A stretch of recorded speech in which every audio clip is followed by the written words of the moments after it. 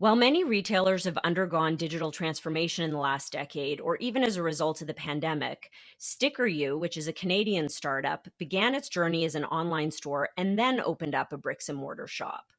I actually think this is going to become more common. So I was really curious about how this affected the way in which Sticker You interacted with customers, how they capitalized on new interaction opportunities, and how they maintained their brand integrity. So I invited Andrew Witkin, the president of Sticker You, to talk about it. Let's dive in. Welcome, Andrew. I am so excited for you to be here today, especially because I'm sure our audience doesn't know this, but we have known each other since we were 5 years old, right? Oh yeah, Biala Kieber Day School back in the day. We go back a long time. And you were joking with me earlier. You said that you spent all of your time in the principal's office. And I was the keener in the class getting lots of stickers for my good behavior. And you said, My only way to come back to that is to actually have created a company that makes stickers because I was so jealous of all the stickers you got, there you go. So and you, both also show my admiration to your childhood. I think you win. So tell us a little bit about Sticker You. Yeah, the initial vision was always found stickers to be an extremely cool product. I mean, I was actually in California interviewing for work, and I was in Manhattan Beach, and I literally saw, skateboard surf culture at its best, and it was draped in stickers on stores, on mailboxes, on surfboards, and I just kind of this was like 2007, and I was just trying to think, hey, like where do people get all these custom stickers? Because some of them were so unique. And then I finally was like, I need to create a custom sticker company. And then I also, of course, thought back to our childhood, and I thought it has to come together. Did a lot of research, and yeah, really kind of figured out, how do we build something that is online and people can make the best custom products Very, very for their cool. life. So, one of the things that I think is coolest about Sticker You, and obviously I've been cheering you on from the sidelines, I think from the very beginning. I don't know if you remember, but my daughter Audrey was a beta tester of your online Oh platform. I don't know if yeah, you remember that. I do. She came to our Um, office, right? that's right. So, one of the things that I think is really interesting about Sticker You is that you really were an e commerce, online first, digital first model. And yet recently you opened a retail, I think you have more than one now, retail store. This is true. So you started with online, then opened up bricks and mortar, and that's sort of backwards for a lot of retail businesses. And I think I suspect that that's probably introduced for Sticker You a lot of new and unexpected types of brand interactions. So maybe talk about what that was like, what that transition was like, and how did you work out the experiences you wanted to be offering your customers in store and online? Yeah, I mean, it's funny because you said the word brand experiences, and we were really, as being an online platform, it was all about custom products. And the best way to do that, in trying to figure out the business was through online because people could upload a logo, people could design on our website. And so, and if anything, when we first started the company, it was almost the antithesis of physical retail. It's like, that's over, it's all been Yeah. online. And yet, what happens is you start, then you launch and you watch your Google Analytics, and you've got all this data, and you can't but help say, I wish I could see people physically, Mm. and talk to them in a more authentic way in their experience. And there's a lot of great technology to be able to do that. But what we found is that just over time, we would spend a whole boatload of money on marketing online. We would be studying our Google Analytics of customer acquisition, and yet, if you kind of looked at the overall retail world, this is, still pre-COVID. It was 90% of that business was done at physical stores and 10% online.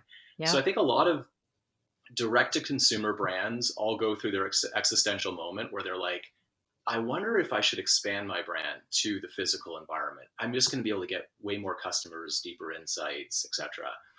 And we went through that same notion. We had grown quite a bit. We expanded products online from stickers to labels to decals, temporary tattoos, patches, badges. Business was good, but we just sort of said, isn't this maybe a greater marketing extension, way to acquire more customers? And let's see what the physical experience could be like versus online. And so we literally started with with a customization component to the physical store, 1,000 stickers that you could buy, different themes, and a museum on the history of stickers. So we put it all together as this like R&D lab to see what physical would be like from a buying behavior, and then hope that it would grow our business. Interesting. So when we were doing some of the pre-work for this podcast, you talked about how the in-store experience is very much about impulse buying, and the online buying experience, it's much easier to sort of tailor and customize to the known interests of the buyer. I'd love for you to talk for a minute about that. What is the distinction? Because obviously, from our perspective at Ada, it's the ability to personalize and tailor the digital experience that really allows you to meet the customer where they're at. So it was fascinating for me to hear that distinction between in-person and online played out at Sticker U as well.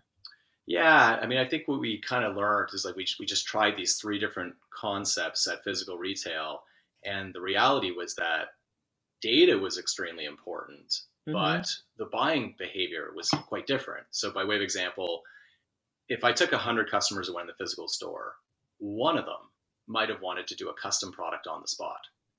99 of them wanted to actually browse through all these different cool stickers and themes. And we had music and sports and artists and just choose the stickers that they felt most related to them. For them, that was what customization was about. And the other part was not as important. And the museum was really cool because people just like to come to see a museum. But inevitably, the evolution of the physical store were these just being the first person in the world to offer hundreds of different stickers for people to choose from and learn about customization, but not necessarily do it there. So it Interesting. became quite a big learning, but there are still a lot of crossovers. And do you take the learnings from those in-store experiences? Are you able to translate those to enhance the digital experience? Is that, how you sort of get that holistic view of the customer? Yeah, I mean, what's kind of interesting, and this is where they kind of both omnichannel really plays a role for us, is we've had online influence physical retail, and we've had physical retail shape online. So, by way of example, we would see online a whole bunch of uploads, back in like even February, in terms of people actually ordering Ukraine stickers. And Yeah. so that we said, oh, we're not doing it at the physical store. We uploaded more content for Ukraine stickers people could use online. We put some at the physical store. And as those started to sell, it then informed our choice because we actually have a wholesale division now that sells to other retailers. Yeah. If it gets really, really popular at our physical store, it's a good use case for what would be popular at other stores similar to our stores. So we would use that information. And then sometimes we would get people coming into the store repeatedly asking for something that we may have not actually seen online.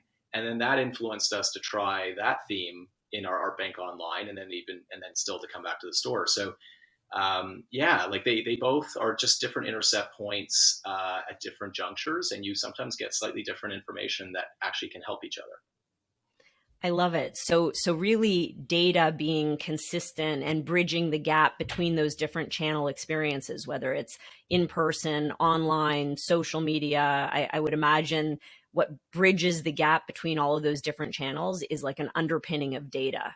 Yeah, definitely an underpinning of data. And then if we distill that down to what people really wanted and what then we sort of said is the essence of our brand that connects all these things, Mm-hmm. it's the ease of that buying experience, depending on Right. what they want. So for us, really what became more and more important is online, allow people an easy customization ordering experience. Mm-hmm. And at retail, it was really about visually providing a simplest environment to see all these different categories. I mean, almost think back to like shopping at HMV for your albums and then having it categorized by rock and then alphabetical order. And that actually made it easier to find the bands you wanted than to see which albums they had. People do that at our store. They just visually look at a section and it says something that sort of resonates with them, and then they look within that section.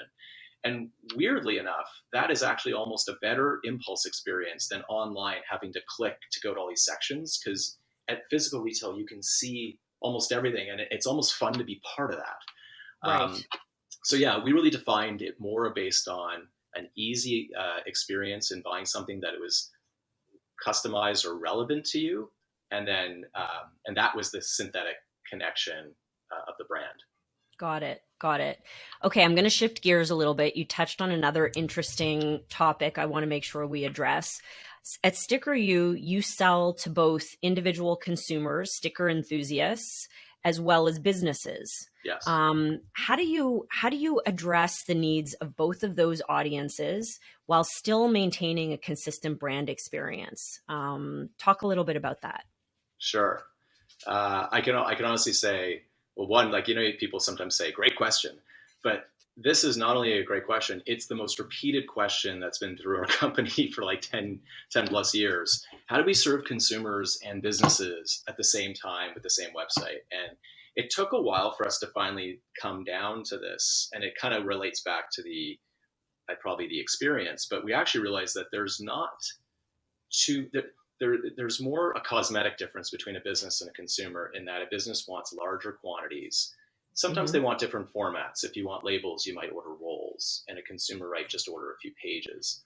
Sometimes you might want a slightly different material, but that really can be done in an online customization experience through choice. What ultimately they really wanted was whether you wanted, jam labels for the homemade jam you made at home, or you want packaging labels for your honey that you actually sell at retail. You just want a very consistent, thorough experience. You want to see, like, exactly what you're going to be getting, and be able to check out. What we actually found different was more not B2B versus B2C, but technophobes versus people who are technology comfortable. And so Interesting. we find that, and I don't want to say that, like, because we actually have consumers and businesses that can be technophobes, and they simply want to work with a physical person. They want to talk to a person, they want to email with a person, and they don't want to do everything online, almost because they're risk averse to making a mistake. And so they feel more comfortable with somebody. And that for us became a unique buying experience that we had to carve out. Less consumer versus business, because we found with that we could actually, even in our marketing to businesses, we could just truncate all the businesses that have ordered from us and show business related content or consumer related content. But it was more how they buy that was different. So do you segment based on those unique characteristics? Like, is that something you sort of try to draw out of the website visitor or Yeah. the customer well in advance so that you can tailor that experience and maybe in those cases escalate to humans sooner rather than later, recognizing that they may want more hand holding? Yeah, I mean, definitely just trying to decipher between those two customer types, an online person that likes that experience versus someone who's technophobe. At the very top of our site, there's a place to get a quote and potentially work with a product expert. Yeah. And they will then click that to go down that path to get an understanding of what they're going to be in for on cost, and then also to be able to start the journey of working with somebody, which they will later get assigned to unless they work with live chat.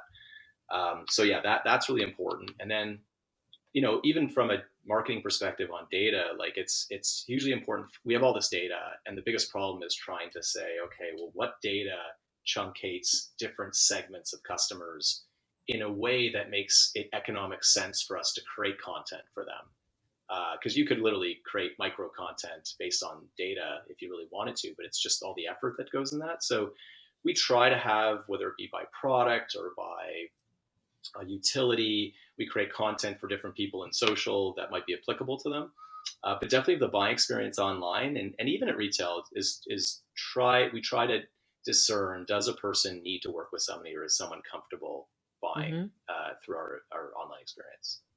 And how important is it as you consider these different segments of your audience, technophobe versus not, business versus consumer?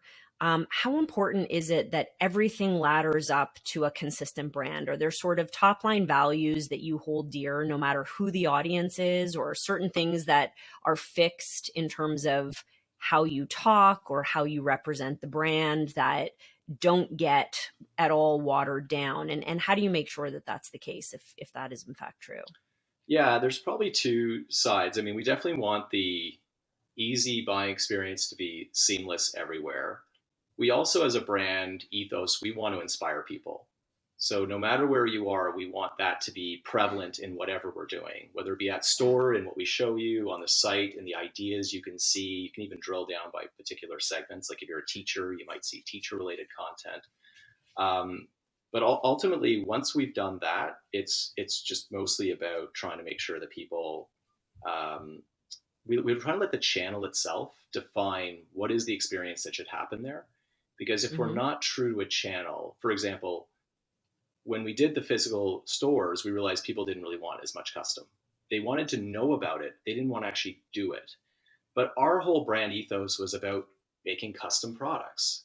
So we were out of this disconnect with retail when we first launched it, saying, how much can we really promote ourselves when people aren't willing or not wanting to spend a whole amount of time at the store doing custom? Until we took a step back and said, well, why don't we let the store do what the store can do really well, which is that people want to buy particular stickers that are interested in them, and then just let them know about Sticker.io. So on the back of every package, when you need custom, come to Sticker.com. And it's so subtle, but it works, right? That's all people need to know. And then they understand, oh, sticker, I get it, right? And so we try not to let the brand essence muddy what is good for the channel. We try to figure out, how do you make a good channel work on its own? And then over time, we can keep layering in little ways to synthesize that back to the brand essence in a better way. But if you do it the opposite way and you force the brand down a channel and just try to make the brand essence be everything, it can be counterproductive. It can not work. And then it's hard to make the economics work just because of a brand. You have to let the essence of the buying behavior be satisfied. And so we let that guide us more than anything. And then we sprinkle the brand through it. I love it. I love the nuance there between in-store and online. Really interesting to me. I want to talk about omni-channel brand experiences. You talked about how there's retail and there's digital, but within digital, there are a lot of different channels, as you know. There's website, there's social media, there's chat, there's email, there's pay-per-click. I mean, the list is endless. How do you both master the channel, but also maintain a consistent sense of brand? I mean, you talked about this a little bit when you talked about, online versus store, but what are some of the nuances that you have to have in mind when you try to strike the right balance, really by channel, when you get very granular on the channel? What are some of the things that you're thinking about as an online retailer? Yeah, so I think what we've found is that our online experience, first and foremost, 87% of any orders that go through our site are people uploading, right? So the number one insight is, how do you make anyone who's going to upload their own personalized content be the best experience possible? And when we look back on that as a holistic brand, when we then juxtapose that against physical retail, the person doesn't have a file on them that they're thinking when they go to the store that that's what they're going to create.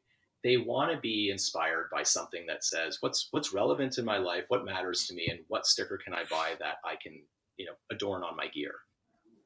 So what's interesting is there's this whole spectrum between what we call personalized mass relevancy at store that has all these options. You just choose the ones you want, and our website, which is hyper micro. Yeah. It's like you're into a nonprofit, you have their logo, or you appreciate them. Our store would probably not have that logo of the nonprofit. I mean, there's just too much content out there, right? It's got 1,000 stickers, but doesn't have 10 million stickers, right? So customization online is really good for that. And yet finding an affinity to a sticker that you choose through is really good for offline. Once we've understood those two differences and we just try to make those two experiences as good as possible, then our work in marketing is to synthesize. And sometimes what we actually do online is we show you some of the most popular content with retail. Like, we have a sticker that says "Get shit done." Okay. And we show that to a lot of people now. And what people are starting to do is merge their logo with "Get shit done," the coffee cup. And it just basically says, this is a fun sticker people put on their gear, but now this is also about our brand. And they're merging it. And what's cool is that some, small startups, whatnot, they don't have graphic design departments, they have a logo, but this gives them the field of content that they can start merging. And that has enhanced their online experience. So again, that's kind of one more example where we're taking each channel, making it as good as possible, taking the learnings from each channel, and then trying to weave certain aspects together wherever we think it's relevant. And if I come to the Sticker.io website and I buy stickers for my personal use, let's say you mentioned a nonprofit as an example, and let's say, I buy stickers in support of Habitat for Humanity, for Good instance. cause. Great cause. Like it. And let's say 6 months later, I come back to the site and now I'm logged in and I presume authenticated as a previous customer. Are you taking that data and serving up new options and new suggestions based on those past behaviors? Yeah. So we do some of it now. Like, for example, we might take that logo that you uploaded and send you an email in content and show you other products, badges, Proactively. proactively. That's Love Isn't that. that Love cool? that.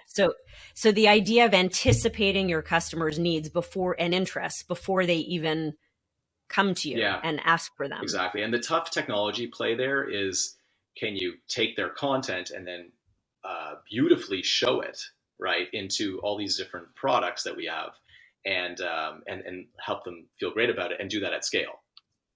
Yep. So that And also not seem too creepy. right. So what's interesting about Yeah. that is we won't do that in retargeting ads.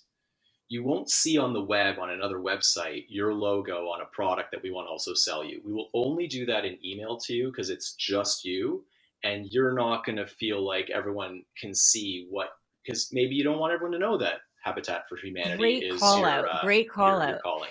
But so that's another great example of how the channel informs the nature of Oh the yeah. interaction, right? Because some channels are more public, more out there. You're not going to necessarily broadcast something highly personalized on social media. But in an email or an SMS or something that's highly targeted and personalized, you might share something that's reflective of the data that you've collected. Yes. Sorry for the dogs in the background. Well, I think you said Habitat for Humanity, and he's just giving his little cheer for you. There you go. There you go. A shout out for Habitat for Humanity. So Andrew, as you know, I am on a quest to find out why the brand interaction gap exists. That's what we call it at Ada. And so as part of that, I'm compiling a list of some of the worst brand interactions that our guests have ever experienced. Maybe you can share one that you've had. Yeah, I think we probably all had some pretty bad experiences out there. These are good. But it's funny. The one that's on my mind the most these days is like my bank, and I'm not going to say which bank. Who knows? They may sponsor your. You don't have to. You don't have to shame Yeah, anybody. yeah, So exactly. no need to call out the Who knows? You brand. might get sponsored one day. So, but I have to. I have to admit, like in this era of AI and technology, I find the messaging I see from this bank is about a beautiful relationship, the importance of me to them, the one-on-one, custom relationship that's been built, and it's so human, right? And I love this. And then I go to checking in online to do a stock trade or something, and I'm put through 8 levels of security with questions that I would never know, right? Like, what year did you first start banking with it? Like, stuff like this. And so many other decisions when I deal with people at the bank, I realize they have very little control. Like, oh, I need, cash and there's 5-day wait. And no, I've deposited from this account, all the time. No, it's like, unless you know the right person, it won't happen. The rules are so rigid.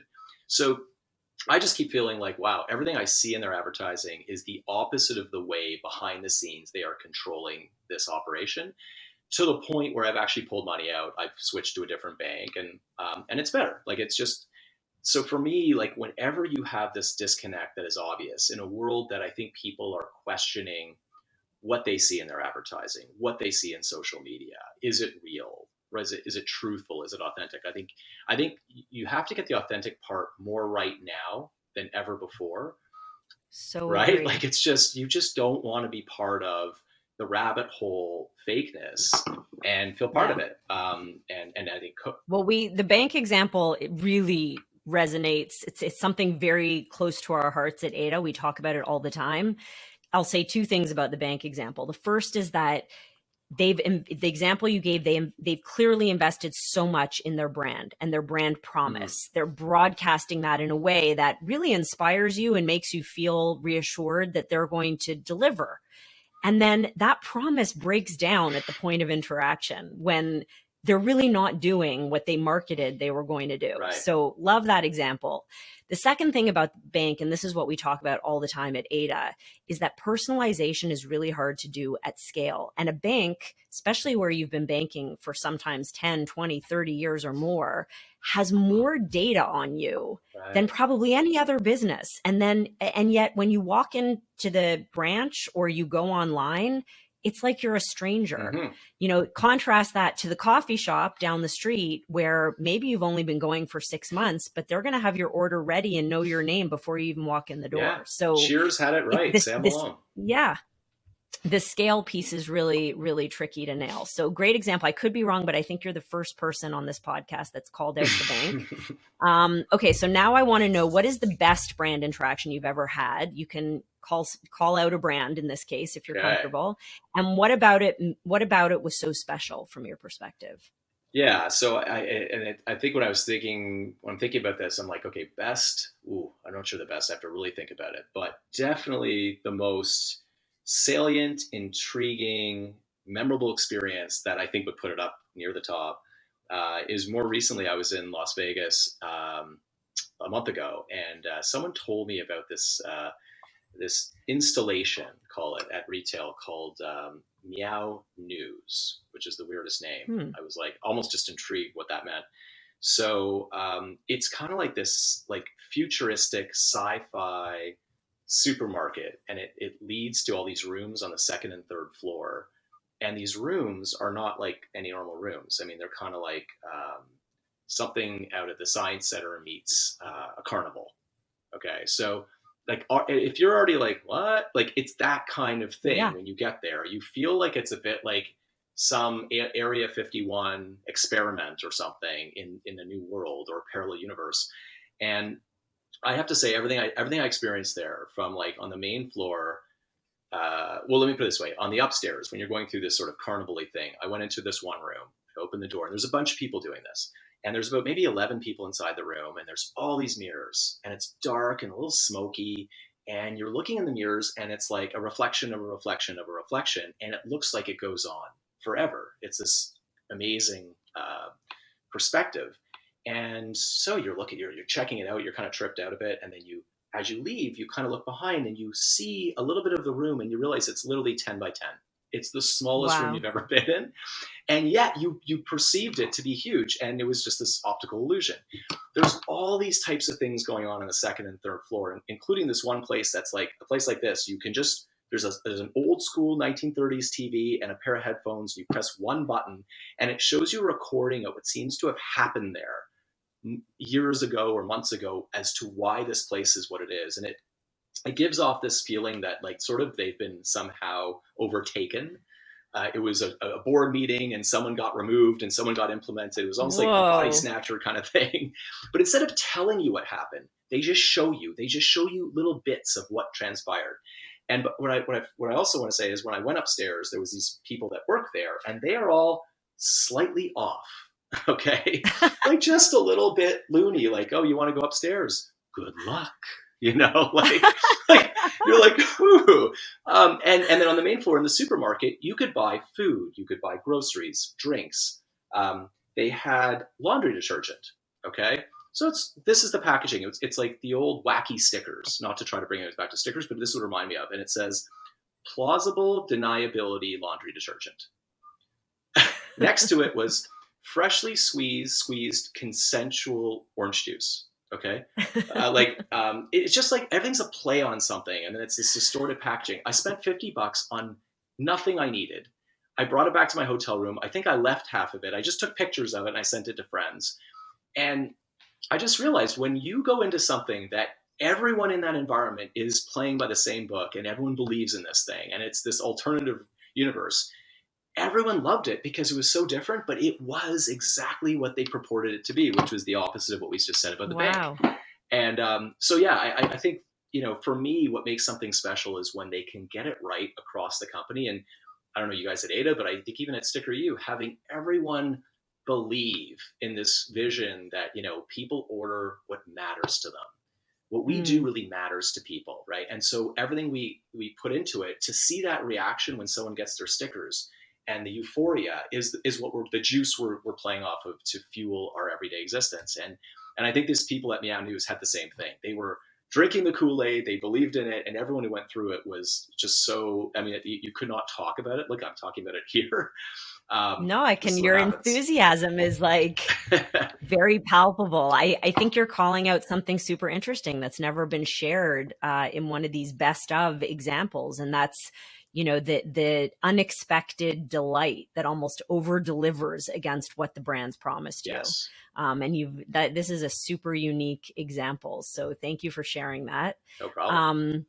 I want to wrap up the conversation with a quick lightning round of questions so that listeners can get to know you a bit more personally. Although I feel like you've shared really great stuff that will make people feel very connected to you. But I'm going to just shoot these questions at you, and hopefully you won't feel too It's much like on the the spot. Family Feud, the very ending, when it's like 30 seconds to name these answers. Pretty Okay. much, pretty much. There is a timer being used. Okay. Okay, so are you more of a sticker person or an iron-on person? Company's called Sticker U, and I think as long as we're called Sticker U, I would always be a sticker person, although I believe in iron-ons. Good answer. And what is the first item that you personally ever customized?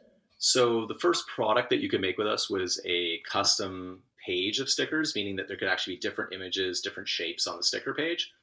I designed a couple myself on the website. I uploaded a few images. And when I got my page, I put half those stickers on my laptop. And I from that point forward, have always had stickers on my laptop. Love it. Okay, Andrew, what is a sound or a smell that always makes you feel nostalgic? So I'm going to go with sound. And I'd Okay. say, yeah, this last weekend, a friend of mine I hadn't seen in a while was playing in a band, and he said, "Come to this bar. We're playing like old rock." So I'm like, okay, cool. Went, saw a bunch of good people I hadn't seen in a while, and they play all these great rock tunes. And then near the end, they twist it up, and all of a sudden they're like, "This is the song." Okay, you could name that tune. Dun dun dun dun dun dun dun dun dun dun dun dun dun. I am not going to get it.